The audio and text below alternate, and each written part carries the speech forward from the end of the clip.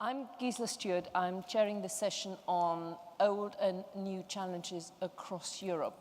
We have two people on the panel who have seen firsthand some of the changes, both on the political and on the military level. General Lord Richards, who will have seen the benefits of intervention and the follies of intervention. The rise of hope and the fall of hope on the military side. George Roberts, Robertson. George Robertson, who, if you ever want to find out why Wikipedia is not the place to start any research, it is George Robertson's entry, which tells you more about boycotting, invading a football pitch, rather than the fact that he oversaw probably the most successful strategic defense review in the last 20 years, and the Secretary General of Nato invoked Article 5. And finally, Boris Titov, who I think is very much the future in a sense, because he is a Russian. He's the youngest on this panel. He is, so just to make sure I get this right, the Presidential Commissioner for Entrepreneurs' Rights, but also the leader of the Party of Growth. What I'm asking our panelists to do is actually address this old and new challenges across Europe, and would like to kick this off by a quote by Michelangelo, who said, "I saw the angel in the marble and carved to set him free." And that is my invitation to you to not to just see that piece of marble in front of you or the terrible confusion, but actually give us some sense of what it is we want to set free. Because there are some things which are old, which are not changing, and that's geography and our history. And there's some things which are changing, and they're new challenges, some of it demography.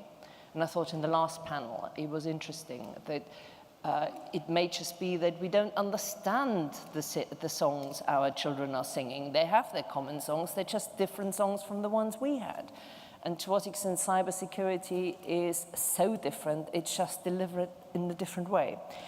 But enough from me, and I thought it'd be best if George Robertson kicks us off with the political perspective, and then we go to Lord Richards, and then Boris, Titov. George. Thank you, Gisela. It's interesting sitting here in the shadow of the name of Margaret Thatcher, since I come from a very different political background. But I sat beside her one night after 9/11, and after we'd invoked Article 5 of the NATO founding charter in defense of America after the attacks on New York and on Washington. And at this dinner, which had been raised by JP Morgan for money for those who had been affected in the Twin Towers, there was, of course, at the dinner table a toast to Her Majesty the Queen. Then there was a toast to the President of the United States of America. And as we sat down, I leaned across and said to Mrs. Thatcher, I said, the next one will be a toast to the President of the European Commission. And she looked at me and she said, the words will never cross my lips. So the question that you pose, Gisela, about the chaos that has been created, and we're all pretty good now at sort of thinking about that chaos, worrying about that chaos. And yet, sitting here in these surroundings, profoundly historic as they are, sort of wonderfully ornate and representing a huge section of British history, and we are, by any stretch of the imagination, the elite, even in the metropolitan sort of areas. We may well be part of the problem and not part of the solution to the chaos that is around us at the present time. We're a million miles away from the people who cheered Jeremy Corbyn at Glastonbury, from the people who voted for Donald Trump in America, the people who voted for Marine Le Pen in France, and yet they represent one of the problems that we as democratic politicians have got to face. And as somebody who led the North Atlantic Alliance for 4 pretty turbulent years, because they included not just 9/11 and the incursions into Macedonia, but also Afghanistan and the beginnings of Iraq. NATO is an organization of profound value, as Henry Kissinger said this morning, with the capability of evolving over time to the different circumstances. And it is one of the institutions that will need to evolve yet again to deal with the kind of challenges and problems that we'll face in the future. But Bernard Jenkins, who was sitting beside me at the earlier session this morning, said to me, you know, the amount of willpower that was involved in creating an organization like NATO was huge. It was huge. If you read the history about how NATO was formed, it was not automatic. It was not easy. It was not simple. It was not indeed self-evident.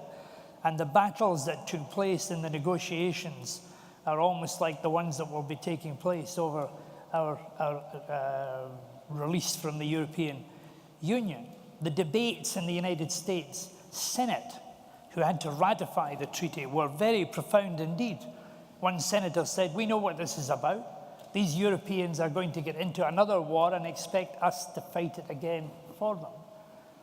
But it involved, therefore, willpower. It involved leadership. It involved a comprehensive strategy about the future as well as of the present. And my view today, as somebody, as a retired politician, is that we need to have some of that willpower and that energy now, both to enthuse a younger generation who have no memory of that at all, who can scarcely remember Russia, the Cold War, the proxy wars that were involved in the Cold War, the carnage of the 20th century, and are looking for something different. But unless we have that willpower and that leadership to enthuse them and to give them a sense of optimism for the future, then they may well turn to the populist leaders that it looks like at the moment with easy slogans, easy answers, which of course simply come away in your hands. So it's finding that sense of destiny of the future and enthusing people is important. And if I could answer just briefly the question of the last session, what should the West stand for? I think it's actually pretty self-evident. We stand for the rule of law. We stand for free societies. We stand for a free press, for free speech, for a mixed economy. These are the values that differentiate the West from the rest, the ordered world from the disordered world. And I think if we can give a sense of what that means to people in their daily lives, then we might be able to get to the point where somebody saying that kind of message might get cheered at Glastonbury as well. Thank you very much for that. General Lord David Richards, now, can you also sort of wear your hat as the former Chief of Defence Staff? Because there's the political aspirations, but you have a clear insight as to what Europe actually, what capabilities we have, even if we wanted to bring about change. Well, I will, but actually I was about to say to look at Europe without looking globally is a slightly arid experiment in wishful thinking. So I will touch on it, but like all good soldiers, I understand a couple of things. One is that military strategy must be part of a grand strategy, and I'll come back to that, and that we can only be part of the solution or often part of the problem.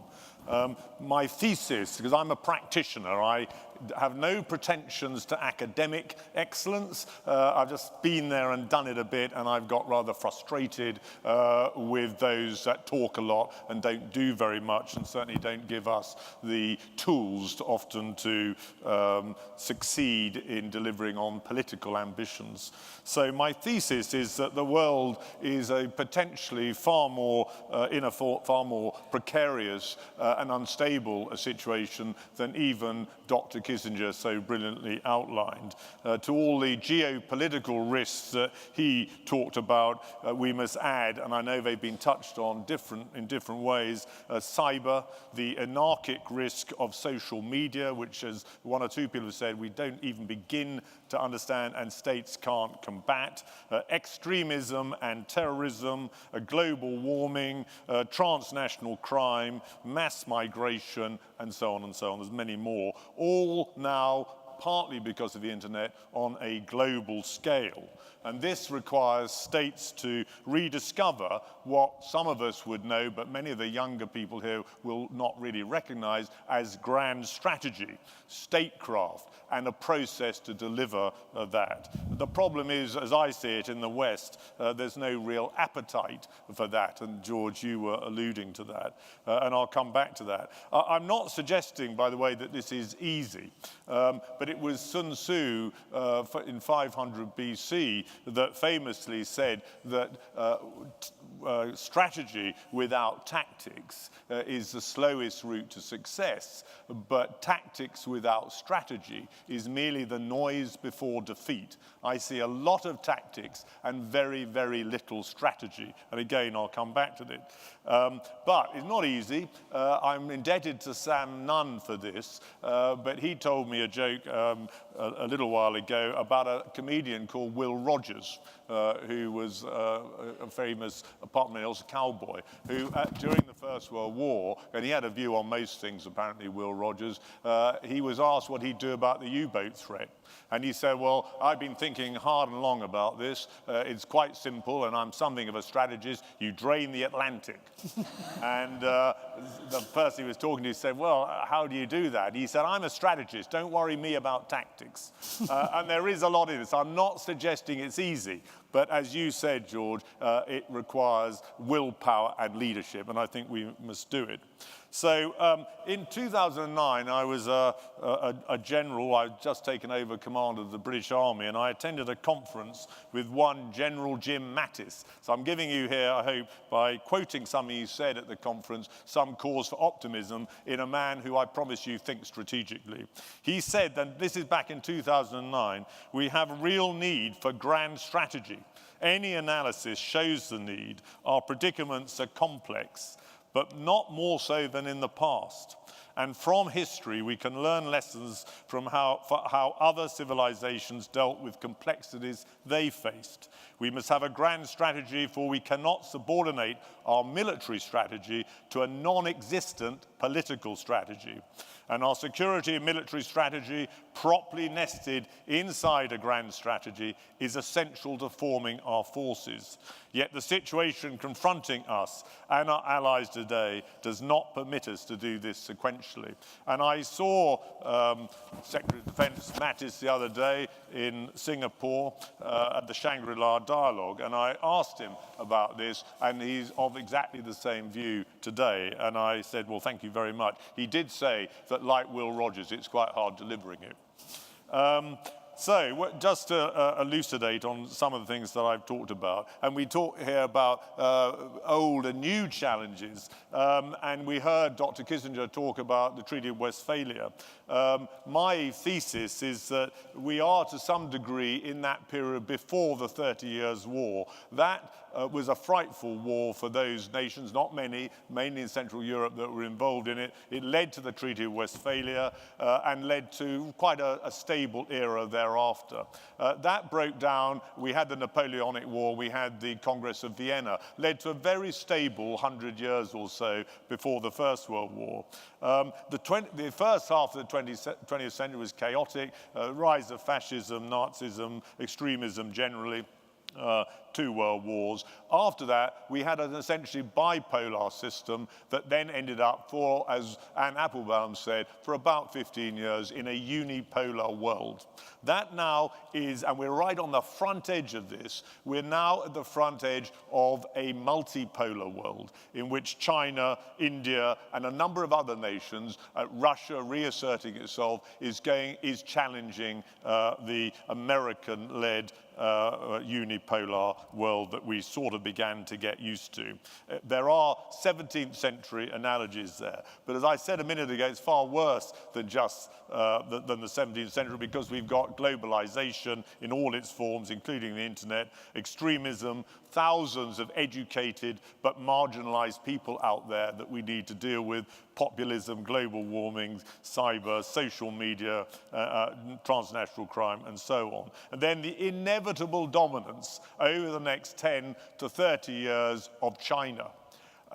Hardly mentioned here, Dr. Kissinger did, but I can tell you, having just come back from Southeast Asia and a conference focused on it, that whole part of the world, including America, is increasingly focused on China. How will America decline? Will it be a graceful decline, relatively, or will it be chaotic and confrontational? I think that's a huge geostrategic issue for America, as well as for all of us on their coattails. And then not far behind that, there's India. And then don't forget little Indonesia, a very, very populous nation whose economy is growing very fast. You've got what's going on in the Gulf and the Middle East. What is Iran up to? And the dangerously unpredictable environment out there at the moment, which our Gulf allies are struggling manfully to deal with. North Korea, Indo-Pakistan, and so it goes on. So I think you'll agree why I'm saying that while it is self-evidently a dangerous world, it's probably a lot more dangerous than we really imagined.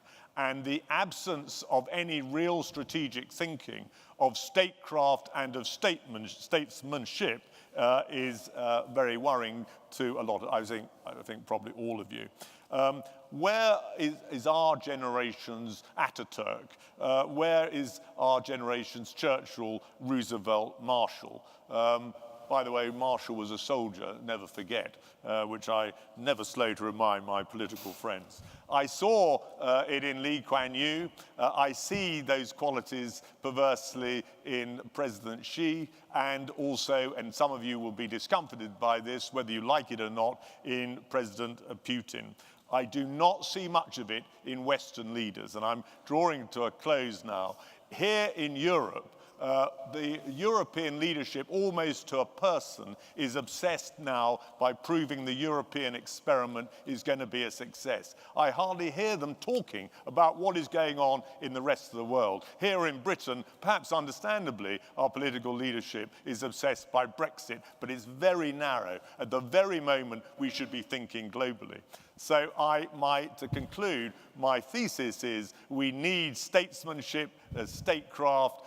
We don't seem to have any, and we're at a very dangerous point in the world's history as a result.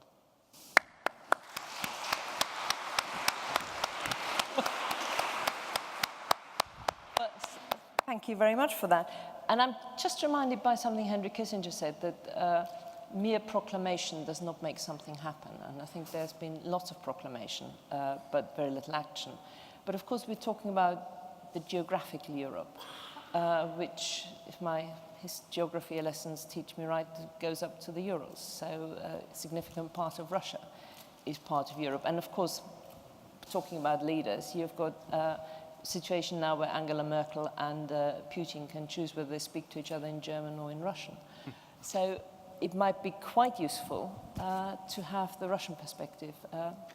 Thank you. And first of all, I have to thank Lord Thatcher for the invitation, rather unexpected invitation, and his belief in my English, because I'll try to make my speech understandable.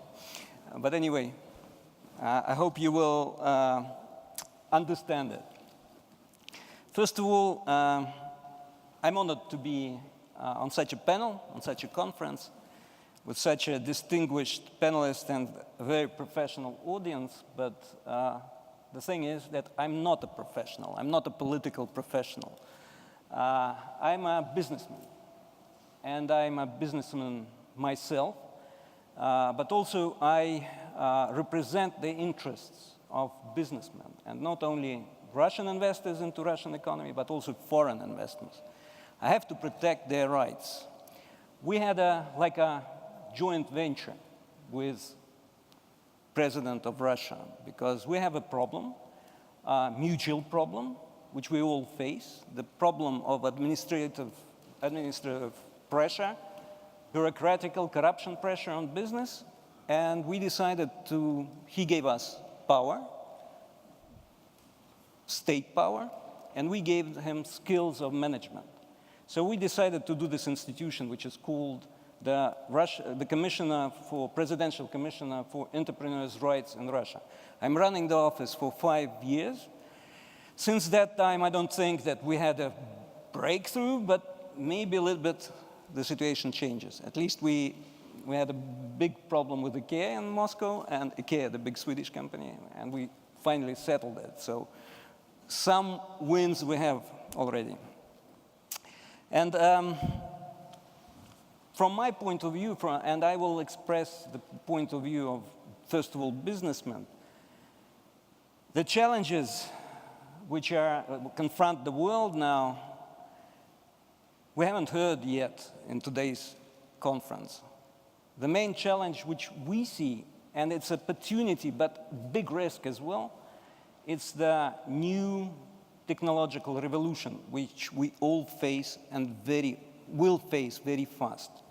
First of all, and it's not just change of technologies, some technologies. I think it's a main change of even economical social society of the world. Because, for example, big data analysis gives a way to so-called prognostic economy, which is somewhere in between. It's not free market anymore, it's more a planning market. So competition will give way for, at least some way, for planning instead of producing a lot of goods for the market and see who's the best, and the rest should go. Also, blockchain, complete change in governance. The governments have to be changed. They should be smaller and more efficient.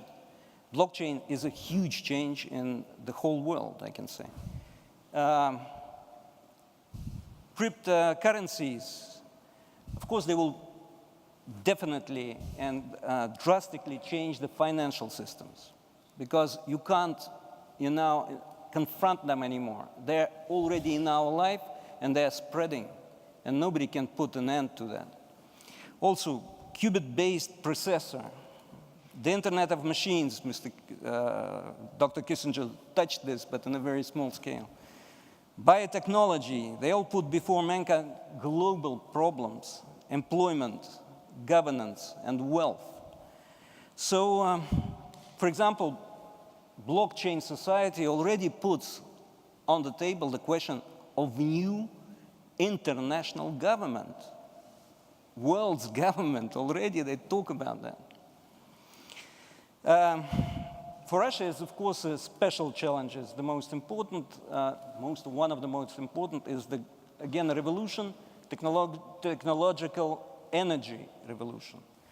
And in that sense, we all understand with the new technologies and we all know shale oil, but we don't really understand that there is much more alternatives, like methane hydrates on the shelf.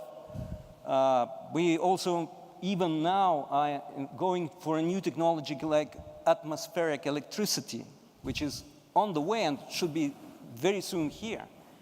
And of course, this gives a trend that the oil prices, energy prices will go down. And Russia faces this challenge.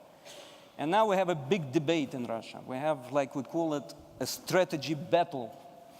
We have two main expert centers, think tanks working on the strategy. The president asked us both to do that. The first one is Mr. Kudrin, I think well-known ex-minister of finance and the deputy prime minister for growth in Russia. And the other one is called Stolypin Club, which I'm the chairman. The difference is mostly in Kudrin, let's continue with the previous politics, economical politics, which makes, most of all, it's the financial consolidation. We bring the inflation down, and then everything will be growing. You have to have macroeconomical stability, and then everything will come. And our politics is yes, you're right, this worked when the prices for oil were high, when the incomes were guaranteed, but now it doesn't. Now we have to find the way how to get more money from other fields, from other sectors. We have to diversify. And for that, we need new politics. And first of all, financial politics, like we see it in the West, QE, quantitative easing. The West changed, so we have to change as well. And we have to stimulate investment, Russian investment in industrial sectors, IT sectors, agriculture, and Western and Chinese foreign investment in those sectors, because every company coming and investing in Russia is a Russian company. So the debate is there. We debate on conference, public, in SMEs, in the press. We debate at the table, at the desk of Mr. Putin. We have 2 big meetings when we expressed our opinions. And I can say that we are coming to, we are finding the way. But one thing we have in common, the main thing, we have many things in common, but we have the main thing in common with Kudrin. We all think that the future of Russia is democracy, market economy, the competition, and the rule of law. And in that sense, there's no discussion in Russia. No discussion. I strongly oppose the previous panelists who are saying Russia is a threat, which is a new ideology, which is threatening, attacking the Western world. I can say complete, sorry to say that, nonsense. Russia is a democratic way of thinking, which was not attacking. It's in defense. It's choosing the way, but it's in defense. You look how many times their interests were neglected, starting from Chechnya, from the Nato expansion, then Serbia. I can say Russia is a partner if even, I don't say interests are respected, Russian interests are respected. The Russian opinion is respected. You have to hear Russia to make Russia talk together with the West. So in that sense, I can say that we face now, I agree fully with Lord Richardson that we have to divide the strategies and the tactics. All our rows, it's called, scandals or fights, little fights, even with the question of Syria, Iraq, even the ISIS in general.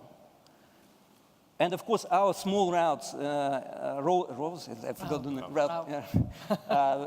Between Russia and the West, we call it like a little scandal inside the communal kitchen. You know what? In Russia, during the Soviet times, there were big apartments, many people, families living in one, having all the bedrooms, but they had only one communal kitchen for everybody. So from time to time, they have scandals. But so we call them tactical scandals, tactical routes. We have to think strategically. And strategic now, in that sense, to my opinion, I think business opinion is, the problem is that we are divided with the third world. It's not only mentality, religion, ideology, it's the standard of living, first of all. We have to, from giving gifts to them, we have to go for a very strategic, systematic policies towards the third world. We have to, and 2 main ways is infrastructure and working places. And not working places here, working places there. Look what China does now with the Silkway, the economical zone of Silkway. They are investing, and not government money, not the state money. They stimulate private companies to invest in projects not only in Asia or Far East, in Africa. Silkway is everywhere. It's not only on the way between China and Europe, it's everywhere. And they want to promote infrastructure. They are doing infrastructure there, and they create working places. That's the way we all have to go. We have to, yeah, sorry to be so long, but anyway, finalizing my long speech, Lord Thatcher was right. I'm doing well with English. Okay. Yeah. That's it. So I can say that we have to go and take the practice of Churchill and Roosevelt. Even we have discrepancies, we have problems between each other, they found the way to make alliances with even Soviet Union. You can't compare Soviet Union and Russia today. Completely different countries. And it was much more difficult for them than for the today's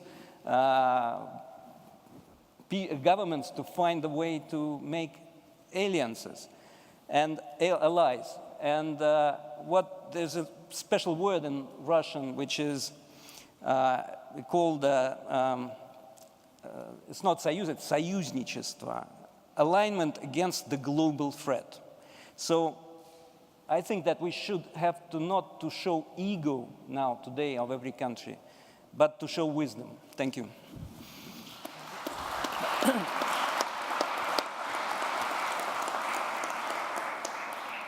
Thank you very much, and I failed to remind you to submit questions if you have any, but I want to pursue the subject of Russia because I think probably most people here would regard Syria not just a little argument in the kitchen, just something slightly more significant. And I wonder both you, George Robertson and David Richards, in a sense, you were there in the late 90s when, you had the Russia-NATO partnership.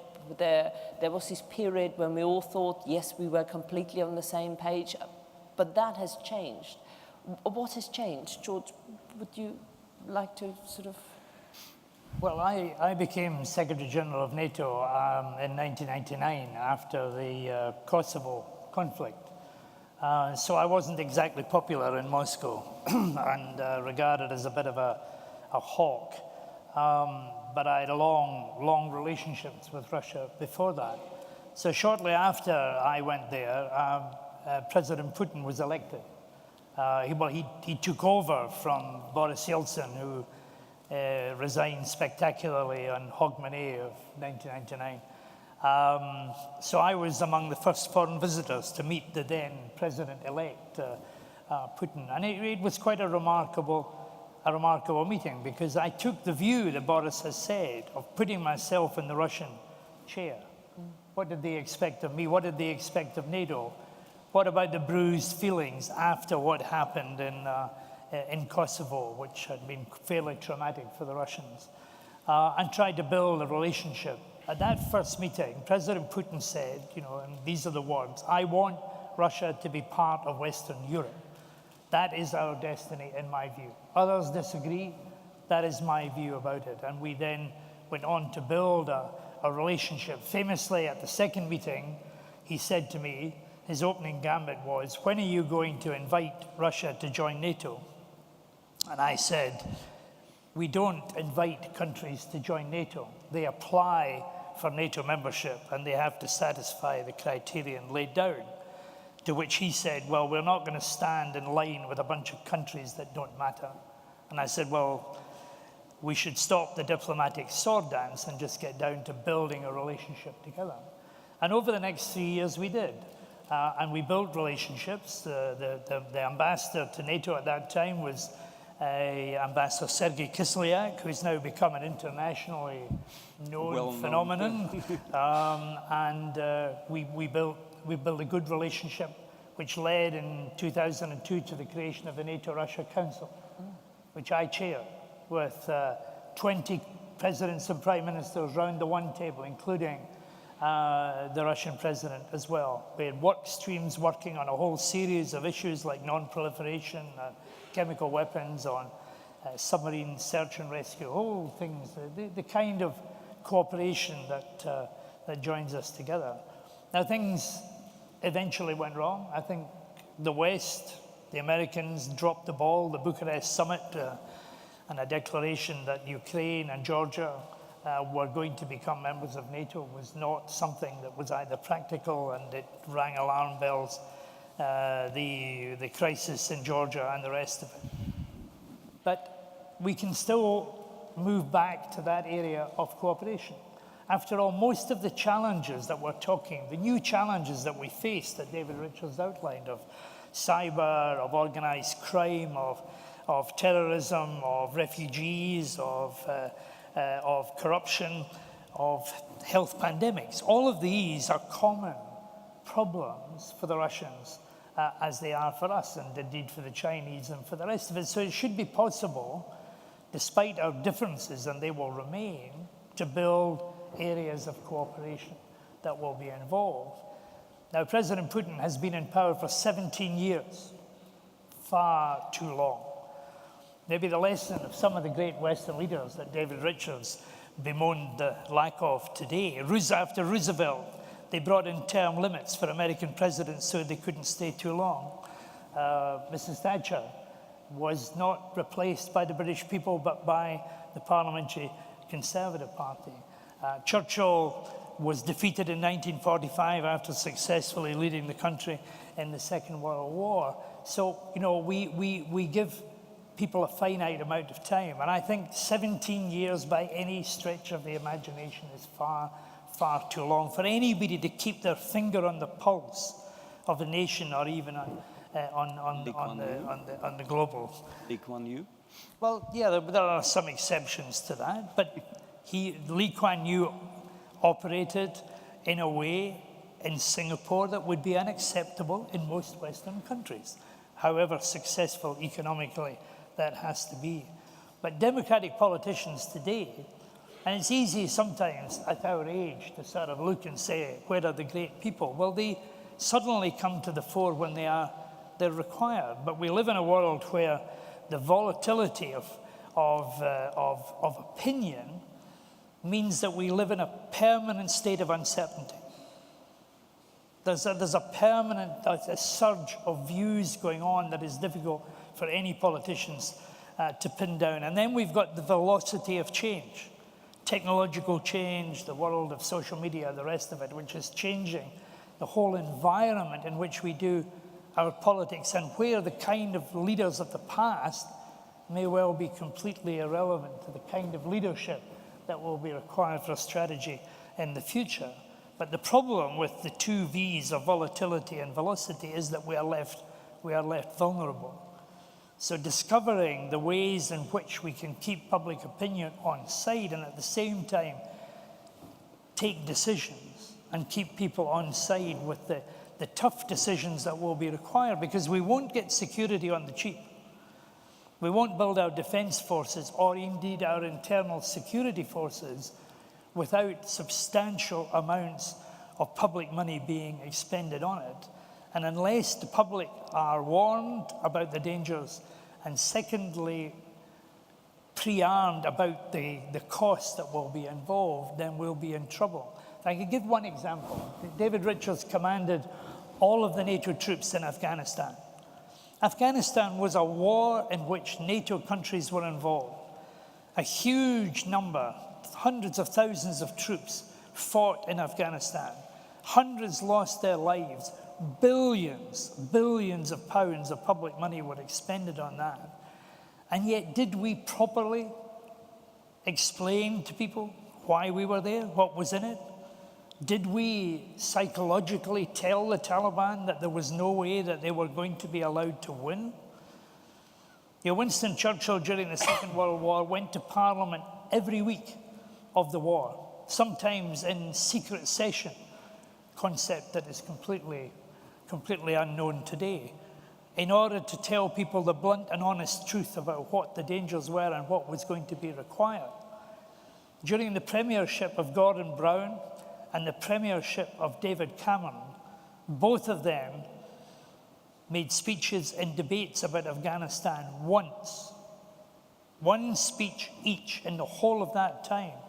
It's scarcely a wonder that the Taliban thought all they had to do was to wait us out, and scarcely difficult to believe that the country didn't know that we were engaged in something of huge value and importance as well. So grand strategy is right, but unfortunately in electoral systems where you can't stay in power for 17 years, tactics can be pretty fatal as well.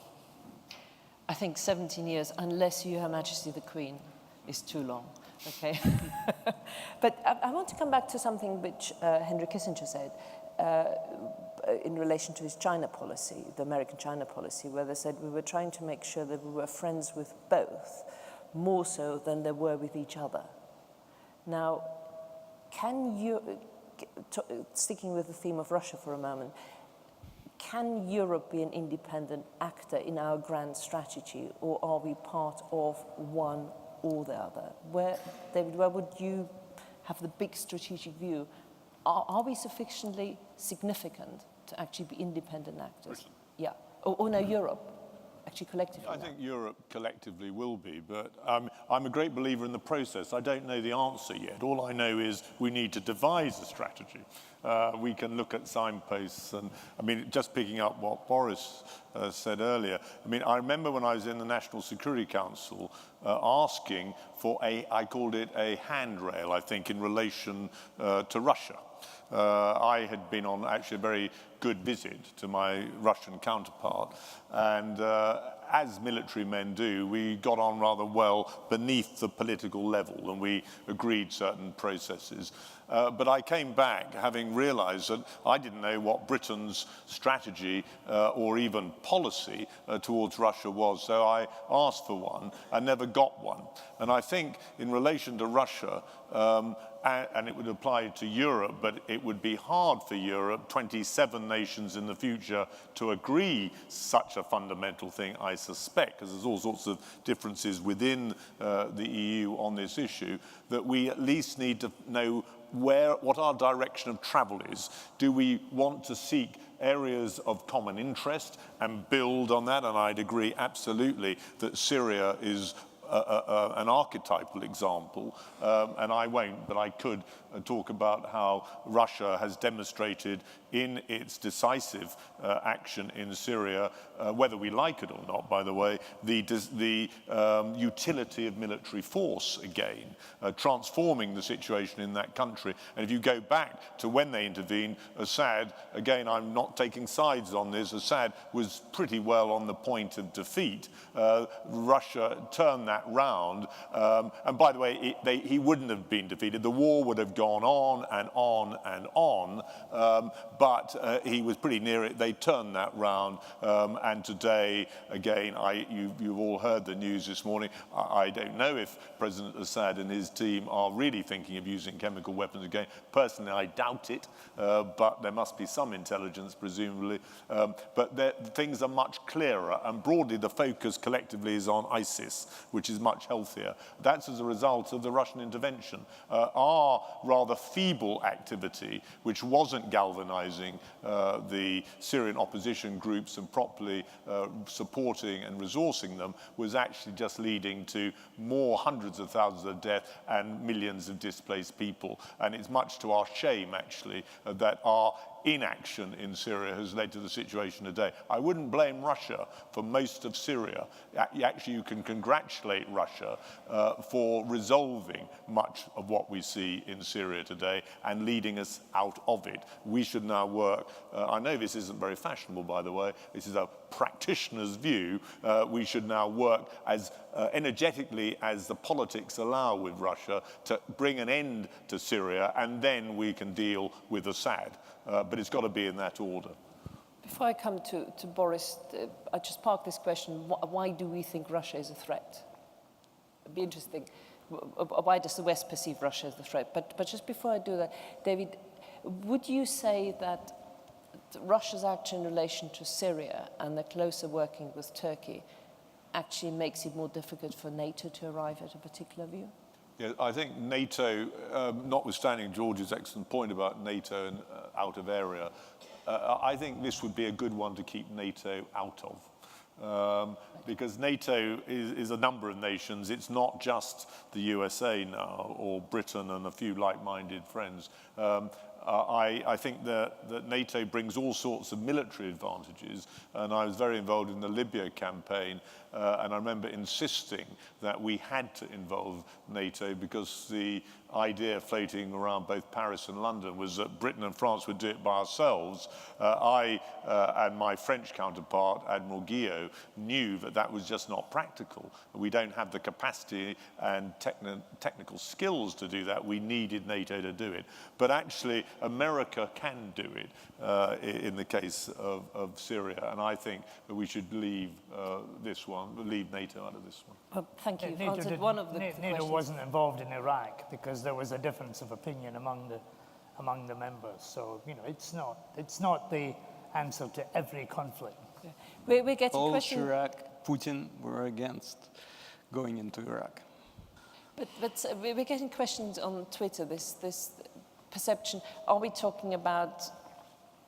Why does the West think that Russia is a threat? Is it about strengths and weaknesses? I mean, from your point of view, do you think we are reacting irrationally, or do we not understand each other? Can I comment on Syria? I'm not a politician again, but it's the business view. When you have in business management, when you have a lot of tasks, aims, interests, you have to choose. You have to prioritize, give priority to some of them. In Syria, we have so many interests, so many actors, so many participants, which in one thing they work together, and one thing, and other questions they are confronting each other. So, business way is to find a priority. Priority is today definitely ISIS. It's the main threat to the world, to the mankind. So forget. To the second stage. Like Roosevelt and Churchill found this priority of fighting fascism as the main priority at that time. We have to find the priority now. And instead of putting down those planes of Sadat and shooting at them, instead of that, fight against ISIS. You find they tried to do that. They didn't manage. I mean, the Obama and the Putin talks on Syria. But they didn't find the way. I don't know why, but they didn't find the way. But now we have to do it again. I think we have to prioritize ISIS as the main threat. We have to challenge and to fight this threat, and then all other questions. We will be able to settle them in a very much more easier way. I don't really understand the question about... Let's turn it on its head. If you think business is the way where we can actually get much closer together, what about the current sanctions by the European Union on Russia? So clearly, the Europe collectively thinks that not all is well in Russia. Are we right to think so, or you think we're getting it wrong? I'm just about sanctions, of course. I think that Europe doesn't believe the USA, that sanctions are economical pressure on Russia. If they wanted economical pressure, the sanctions would be different. It's only political issue to show Russia that, we're confronting your policies. And we do feel the same. We don't feel sanctions as economical sanctions. The big companies, I mean, oil companies, maybe, but they already went around these technological problems. They had these chips, which they didn't have in Russia. But now we now have a mining process in Russia. It requires a lot of chips, a lot of technology, and we do that in Russia. Mining, I mean, Bitcoin mining. Medium businesses, industrial businesses, small businesses, they don't feel at all. Even anti-sanctions gave way for more investment into agricultural sector, which is good. We have 5% growing agricultural sector. So we don't see them as economical pressure on Russia, but we see them that the West confronted Russia in a political way, an emotional way, human way, as relations between people.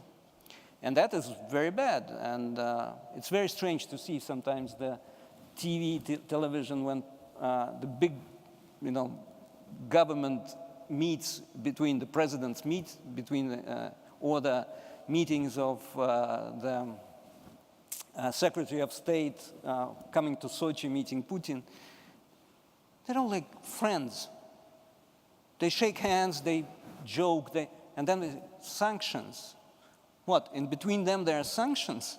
It's something like from the other world. It doesn't, you know, in your mind, you don't cope with that. We are the same family, I can say to you. If Russia would be, as I said, considered as a partner, considered their opinion, not even interest, I've said that. If the opinion of Russia would be considered, I can say there will be no discrepancies, and we are the same family again. Thank you. I just wonder whether I can put the challenge to all three of you of something Henry Kissinger said in his relation to how he viewed Brexit, which was, to begin with, he would have rather had us remain, but now he thinks it could be a very liberated and enabling function for the United Kingdom to take on a role. Now, I know what George thinks. He was muttering it next to me, but I won't reveal it. So, George, do you want to kick off? Because you've clearly given this some thought. And then David and... Well, I'm in two minds. One of my minds says that coming out of the European Union is a disaster for this country, and that we will gradually come to understand that. And the price that we will pay will be very considerable, both in this part of this capital city, but elsewhere in the country as it begins to happen. You know, at the moment, there's a degree of complacency because the Brexit decision was taken and not much has happened. Unless you go on holiday and you get €1 for every pound, that's the Brexit immediate price. But I think more will happen. My view is that it will have a profound effect on a lot of companies in this country, and people will come to realize it. And therefore, you can say that if we're going to be out of the single market and out of the currency union, that will have profound economic consequences, which the British people at the end of the negotiation might say that is not something acceptable and might want another choice about it. So that is a possibility. But what about that in terms of defense and security? Is this an opportunity for the United Kingdom, who's been able to fudge decisions for many years because you were sitting around the table and therefore did not have to take responsibility for developing certain policies? And if I understood Henry Kissinger right, he thought this was this kind of opportunity to reach out much wider than just the EU. Do you think that's anything that's possible? What he said, and I wrote it down, was that it could be an opportunity. I think what worries me is that Britain and France together are European defence. You know, they are the backstop if America chooses not to become involved in something in the future. And you've got a president in the United States who has already said that NATO was obsolete, and even although he moderated that view, a president of the United States who refused to use the words Article 5 as he stood outside the new NATO headquarters in Brussels only last month, even although he attempted to clarify it slightly later on, but who deliberately left these words out of that, then the Europeans may well have to look after themselves in the future. And if we are outside of the machinery that will decide on any European mission, the entry points, the modus operandi, the exit strategies, but yet be crucial to the effort itself, that puts us in a very difficult position. We'll still be crucial to any neighbourhood problem that confronts the Europeans. Brexit didn't change geography, it changed the politics of European integration. And if there is a challenge, as there are challenges now with migration and the rest of it, then that challenge is to Europe, and we will be expected to play our part. And I worry about the fact that we will not have the role that we have at the present moment as full members of the European Union. But given that most of the real advances were done on a bilateral level rather than an EU institutional level, I mean, St. Malo was a bilateral agreement, you know. David Richards, are you as pessimistic? No, I'm not. I mean, there's so much one could say. I mean, first of all, going back to what I said in my opening remarks, we're living in a new world, much bigger world, and we've forgotten already, I think, some of the reasons why a majority voted to get out of the EU. And I saw on the television some European leaders the other day sort of crowing over Mrs. May's predicament. And I reminded myself why I too didn't much like the EU. It was arrogant and complacent, and they have pulled back from that. And by the way, that's a very good thing, and I'd like to see it becoming more self-confident and a little bit more, Richard Charteris' a very important point, a little bit more humility being demonstrated. But they needed to, and in a way Brexit has helped that. But actually there is a whole big wide world out there, and that's the first thing. I see Europe being so insular and introspective at the moment. They're determined to make the European experiment, as I said earlier, work. I wish them well in that. But actually now we've decided to come out of it. What is really important, to answer your question, is leadership and grand strategy. And that's what worries me. Has the United Kingdom got a clear vision of where it wants to go in the post-Brexit era? And then this is what all a strategy is a plan to deliver a policy or a vision. And I don't see any sign yet of that strategy being forthcoming. Indeed, I even know, and I'm sure there are one or two people here from the Foreign Office, and I'm not going to quote names because it was a Chatham House thing, that someone very senior in the Foreign Office still confuses policy with strategy.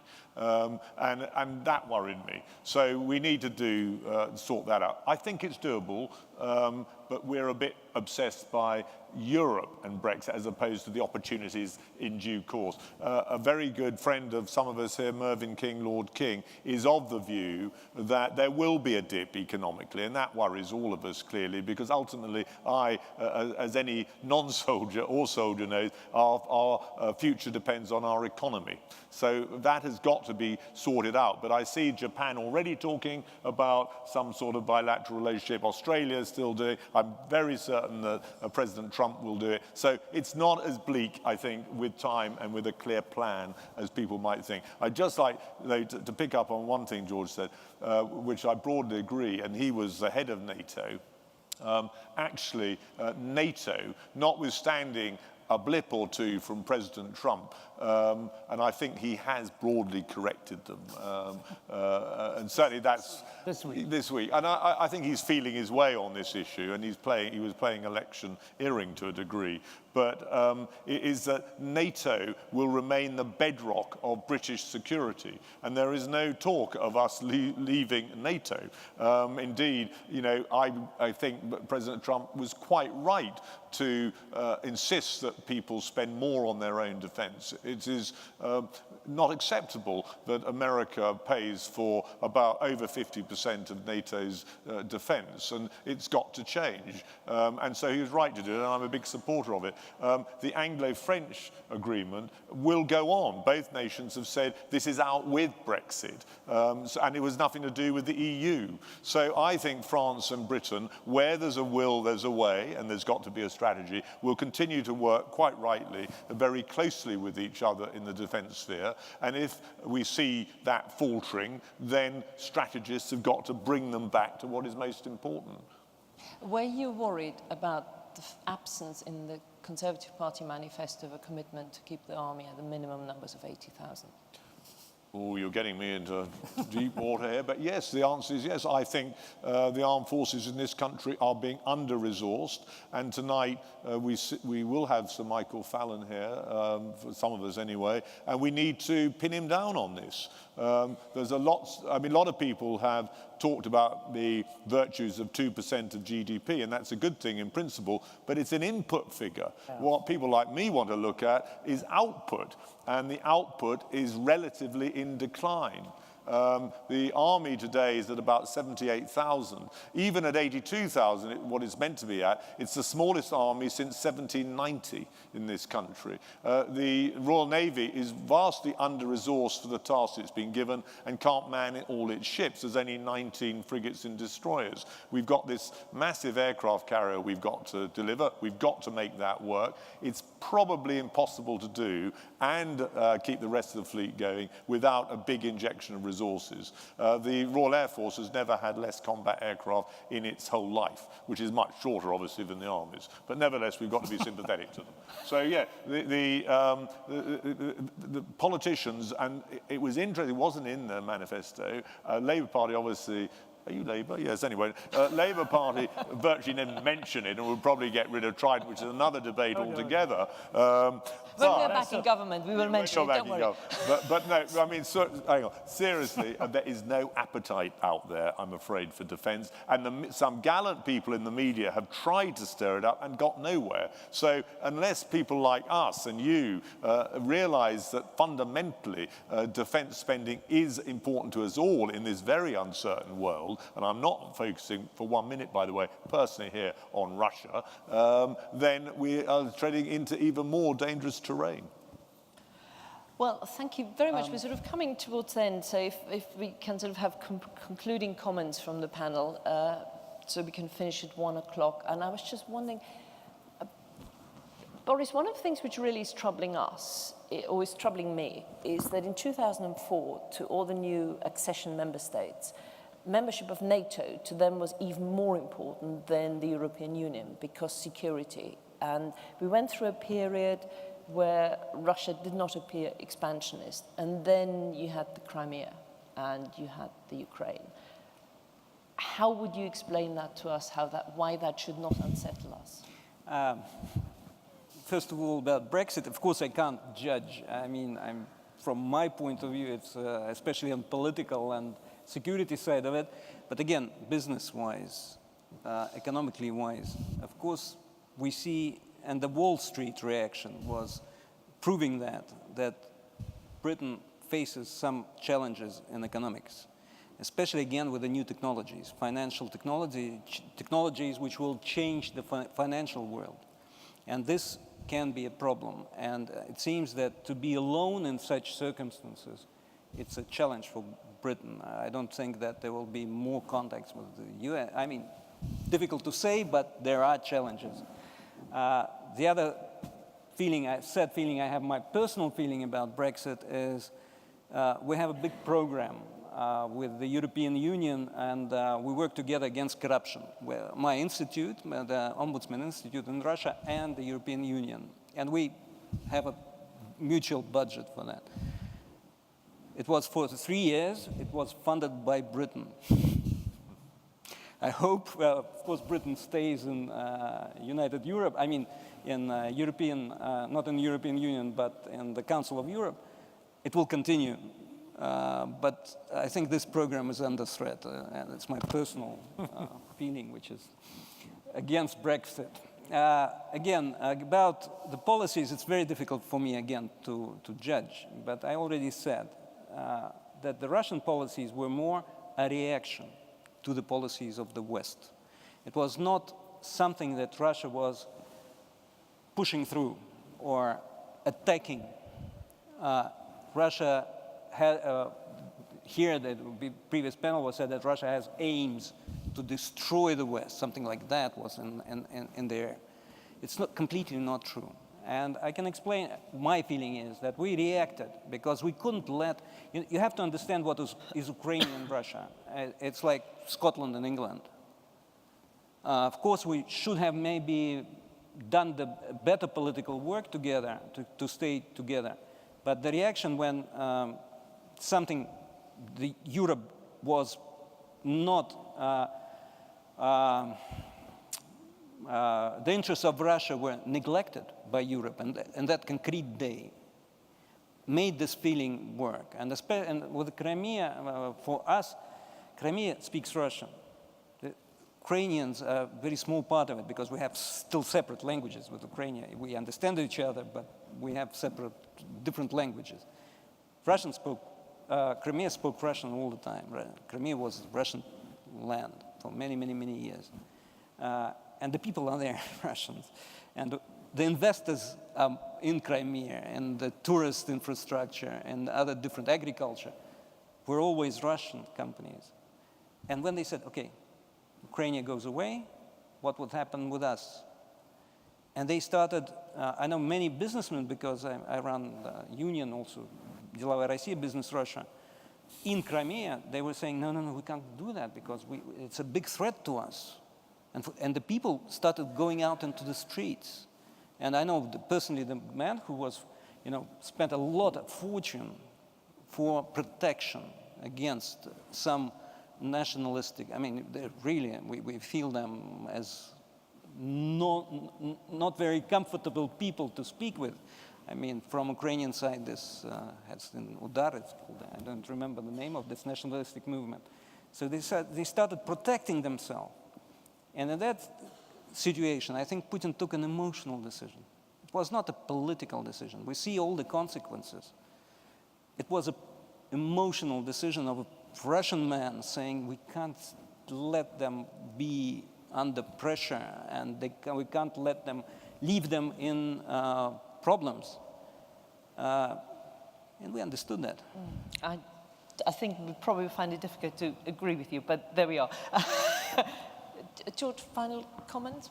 One of the worrying aspects of the world today is that we actually live in a much more peaceful world than we have ever done before. A better educated world where there is less poverty than there has ever been before. And we unfortunately take it a bit for granted. There's a degree of complacency and an unwillingness to recognize why it is we have got to where we are.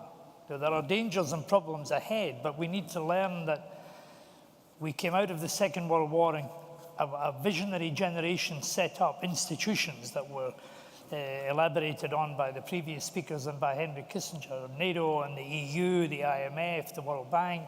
These were institutions, along with the United Nations, that were created in order to make sure we would never go through that again.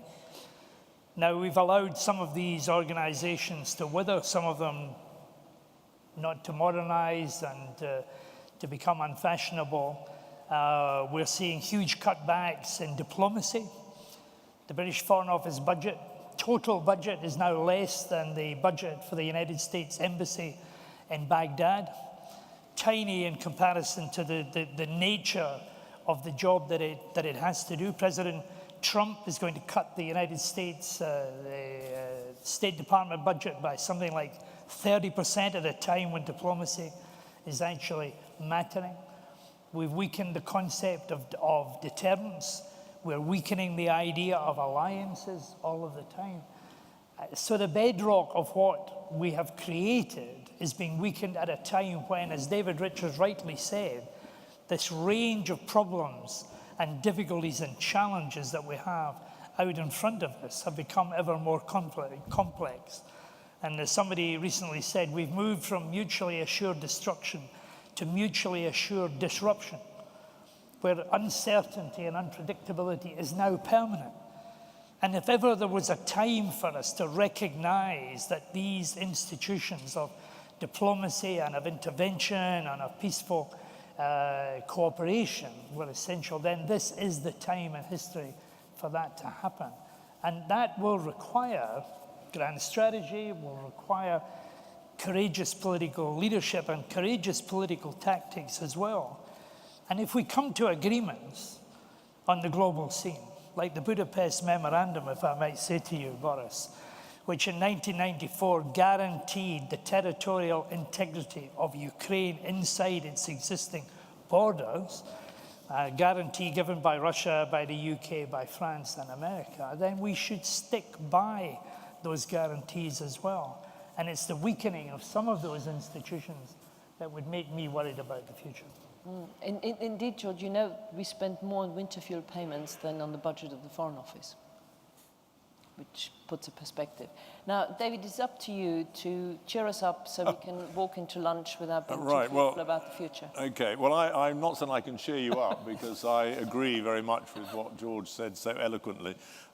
Just, if I may, focusing on Russia, though, which is your original question to Boris. Actually, I think you summed up, perhaps unwittingly, but correctly, the problem, and that is after the end of the Cold War, we rather assumed that they would just join the club and do as the rest of the world, or Western world, did, which is basically do as the US wanted. We sort of forgot, because of our ignorance of Russian history and culture and collective psyche, that actually they're a very proud nation.